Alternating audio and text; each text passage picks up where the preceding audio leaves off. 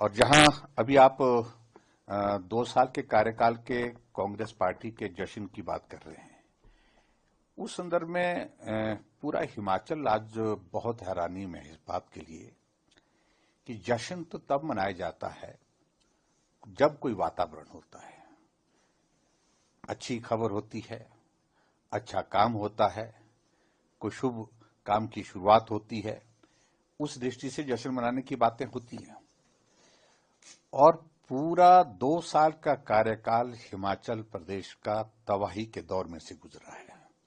चाहे वो विकास की दृष्टि से हम बात कहें, चाहे हम राजनीतिक परिस्थितियों की वजह से हम कहें, चाहे वो आर्थिक तंगी की बात कहें, हर वर्ग को बहुत बड़ा नुकसान हिमाचल प्रदेश में इन 2 साल के कार्यकाल में हुआ है। लेकिन सब लोग हैरान हैं कि उसके बावजूद भी जश्न मनाने की बात चल रही है। और मैं इस बात को भी अनुभव कर रहा हूं कि कांग्रेस के कुछ प्रदेश के नेताओं ने दिल्ली जाकर के निमंत्रण दिया केंद्रीय नेताओं को, और केंद्रीय नेताओं ने आने से मना कर दिया है। इसलिए क्योंकि जश्न मनाने जैसी कोई चीज हिमाचल प्रदेश सरकार ने 2 साल के कार्यकाल में की नहीं है जिसमें केंद्र के नेता आकर के जश्न मनाएं।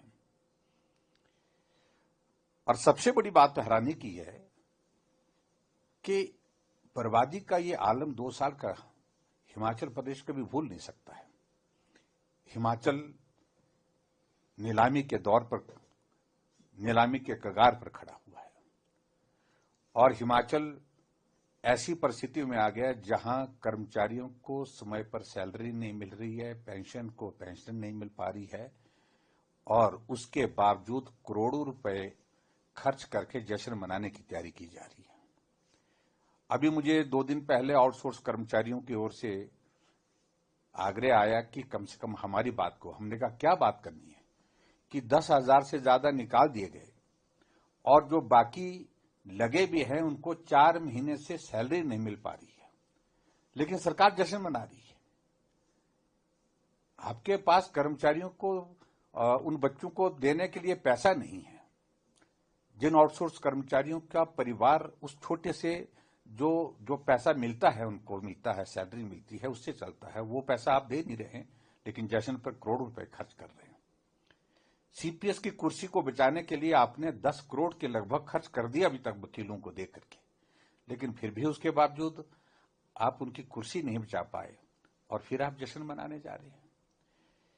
हिमाचल प्रदेश में सभी जगह विकास के कार्य ठप पड़े हैं।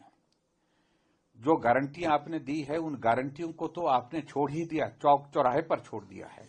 ये हमारी गारंटी नहीं है, सुक्खू इस बात को लेकर के साफ कह रहे हैं।